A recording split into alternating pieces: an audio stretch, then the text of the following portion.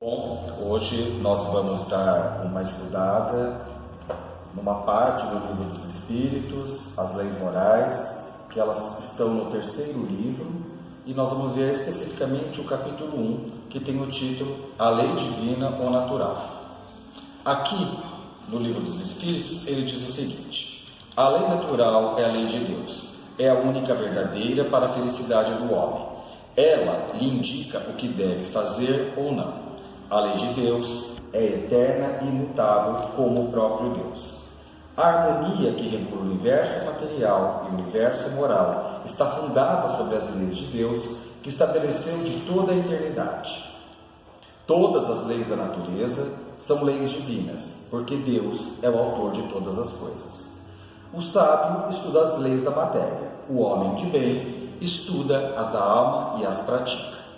Entre as leis divinas, umas regem o movimento e as relações da matéria bruta, são as leis físicas, e seu estudo está no domínio da ciência.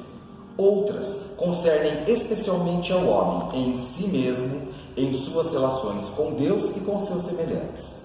Eles compreendem as regras da vida do corpo, como também as da vida da alma, são as leis morais. As leis divinas são as mesmas para todos os mundos, porém, devem ser apropriadas à natureza de cada mundo e proporcional ao grau de adiantamento dos seres que o habitam. Deus deu a todos os homens um meio de conhecer sua lei. Todos podem conhecer, mas nem todos a compreendem. Os que compreendem melhor são os homens de bens e aqueles que a querem procurar. Entretanto, todos a compreenderão um dia, porque é preciso que o processo se cumpra. O homem, a cada nova existência, sua inteligência está mais desenvolvida e ele compreende melhor a diferença entre o bem e o mal. Onde está escrita a lei de Deus? Na consciência. Uma vez que o homem carrega na sua consciência a lei de Deus, que necessidade haveria de a revelar? Ele a esquecer e a menosprezara, e Deus quis que ele lhe fosse lembrado. Deus deu a certos homens a missão de revelar sua lei. Em todos os tempos, homens receberam essa missão. São os espíritos superiores encarnados com o objetivo de fazer a humanidade avançar. São o que chamamos de profetas. E qual o verdadeiro caráter do profeta? O verdadeiro profeta é o homem de bem, inspirado por Deus. Pode-se reconhecê-lo pelas suas palavras e por suas ações. Deus não pode servir-se da boca do mentiroso para ensinar a verdade. Jesus é para o homem a perfeição moral que a humanidade pôde pretender sobre a terra. Deus nos oferece como o mais perfeito modelo, e a doutrina que ensinou é a mais pura expressão de sua lei, porque ele estava animado do Espírito Divino e foi o ser mais puro que apareceu sobre a terra. Se algum daqueles que pretenderam instruir o homem na lei de Deus algumas vezes se extraviaram pelos falsos princípios, foi porque se deixaram dominar por sentimentos muito terrestres e terem confundido as leis que regem as condições da vida da alma com aquelas que regem a vida do corpo. E vários deram como leis divinas o que não eram senão leis humanas, criadas para servir à paixão e dominar os homens. Uma vez que Jesus ensinou as verdadeiras leis de Deus, qual é a utilidade do ensino dado pelos Espíritos? Tem a nos ensinar alguma coisa a mais? A palavra de Jesus era frequentemente alegórica, em parábolas, porque ele falava segundo os tempos e os lugares. É necessário agora que a verdade seja inteligível para todos. É preciso bem explicar e desenvolver essas leis, uma vez que há tão poucas pessoas que a compreendem e ainda menos as que a praticam. Assim, a missão dos espíritos é impressionar os olhos e os ouvidos para confundir os orgulhosos e desmascarar os hipócritas, aqueles que tomam as aparências da virtude e da religião para ocultarem suas torpezas. O ensino dos espíritos deve ser claro e inequívoco, a fim de que ninguém possa pretextar ignorância e cada um possa julgá-lo e o apreciar com sua razão. Os Espíritos são encarregados de preparar o reino do bem anunciado por Jesus. Por isso, não é preciso que cada um interprete a lei de Deus ao seu capricho e às suas paixões, nem falseie o sentido da lei, que é todo amor e caridade. A moral é a regra de se conduzir bem, quer dizer, a distinção entre o bem e o mal. Ela se funda sobre a observação da lei de Deus. O homem se conduz bem quando faz tudo em vista para o bem de todos, porque então ele observa a lei de Deus. Bem é tudo aquilo que está conforme a lei de Deus, e o mal, tudo aquilo que dela se afasta. Assim, fazer o bem é se conformar com a lei de Deus, e fazer o mal é infringir essa lei. Deus deu ao homem inteligência para que ele consiga discernir a diferença entre o bem e o mal. Deus nos dá a medida do que nos é necessário. Quando ultrapassamos, somos punidos.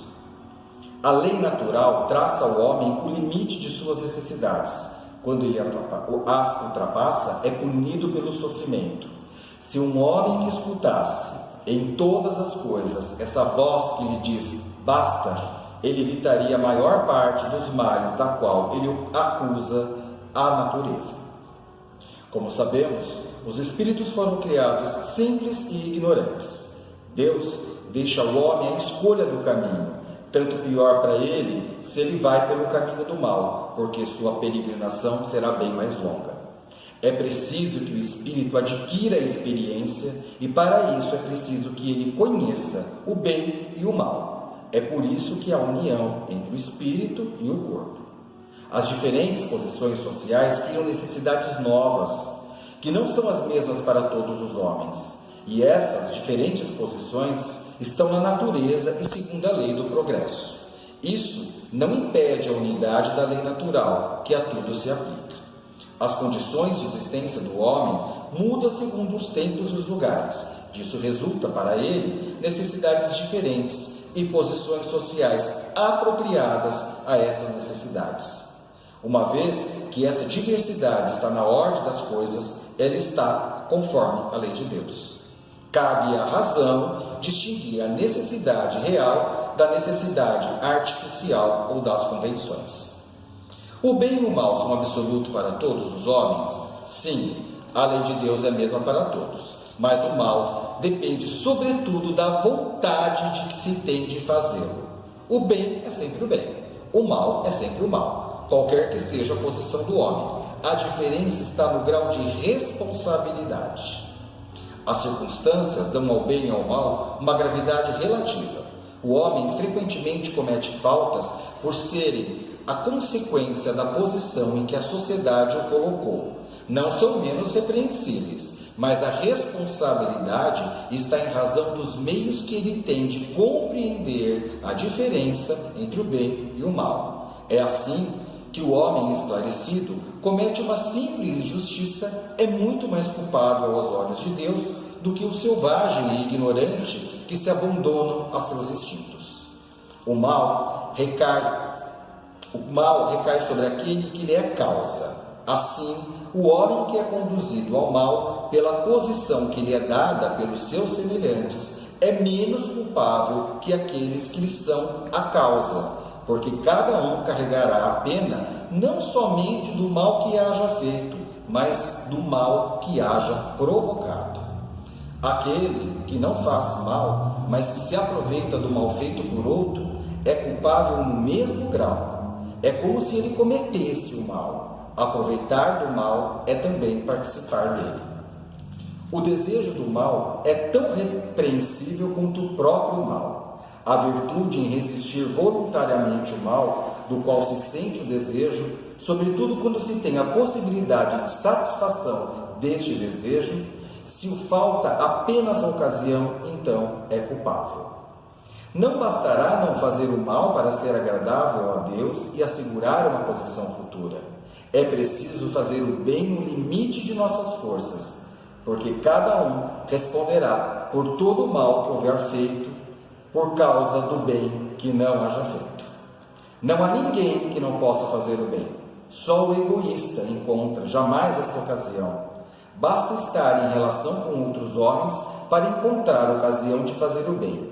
E cada dia da vida dele dá a possibilidade a qualquer pessoa que não esteja cego pelo egoísmo, porque fazer o bem não é só ser caridoso, mas é ser útil à medida que o vosso poder, todas as vezes que vosso concurso pode ser necessário. O meio no qual certos homens se encontram colocados não é para eles fonte primeira de muitos vícios e crimes, mas isso ainda é uma prova escolhida pelo Espírito no estado de liberdade.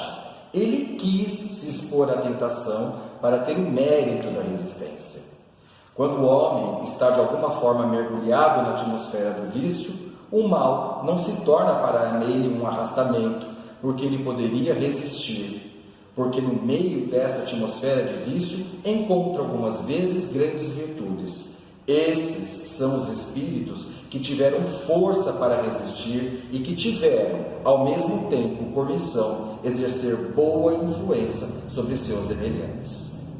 O mérito do bem está na dificuldade. Não há mérito em fazer bem sem trabalho e quando nada lhe custa.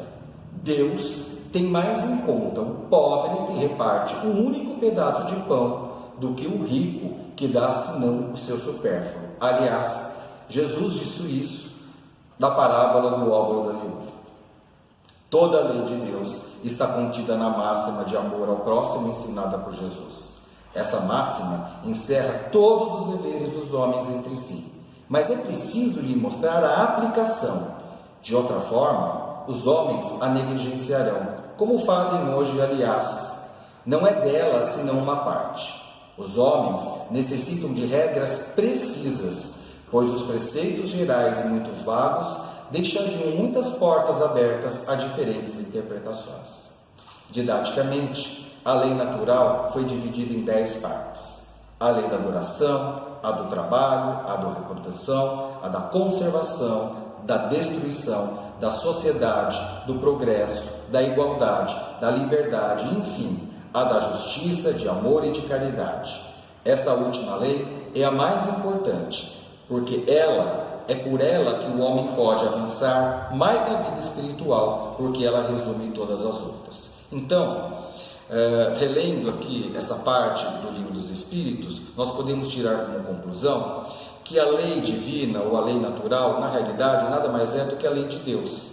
E essa lei rege todo o universo, já que o universo foi criado por Deus. Uma parte dessas leis regem o funcionamento e as relações da matéria bruta e são estudadas pelos cientistas, porque são leis físicas. E a cada tempo, a cada século que passa, vai se tendo uma maior base para estudá-la e se compreender. Por outro lado, nós vamos ter as leis que regem as relações entre o homem e ele mesmo, entre o homem e Deus, e entre o homem e seus semelhantes. Essas são as leis morais. Viver e vivenciar as leis naturais ou as leis divinas é viver no bem.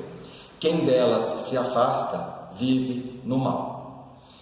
A cada encarnação, nós vamos adquirindo inteligência e força moral para que possamos diferenciar o bem e o mal e para que tenhamos forças para resistir ao mal e utilizar com todas as nossas forças até o nosso limite para que consigamos fazer o bem, porque essa é a única maneira que nós conseguiremos evoluir espiritualmente e ficar o mais próximo possível da verdadeira felicidade. Então, que cada um de nós possa, mediante a esses conhecimentos, fazer uma introspecção e tentar achar dentro de seus pensamentos, dentro de seus atos, de suas atitudes, o mal que há em cada um de nós. E que possamos, dessa maneira, através da identificação disso, poder cortar isso, banir isso de nós e utilizar essa força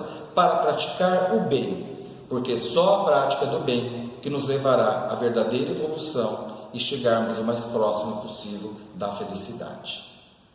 Que a luz de Jesus seja sempre o nosso guia. Que assim seja.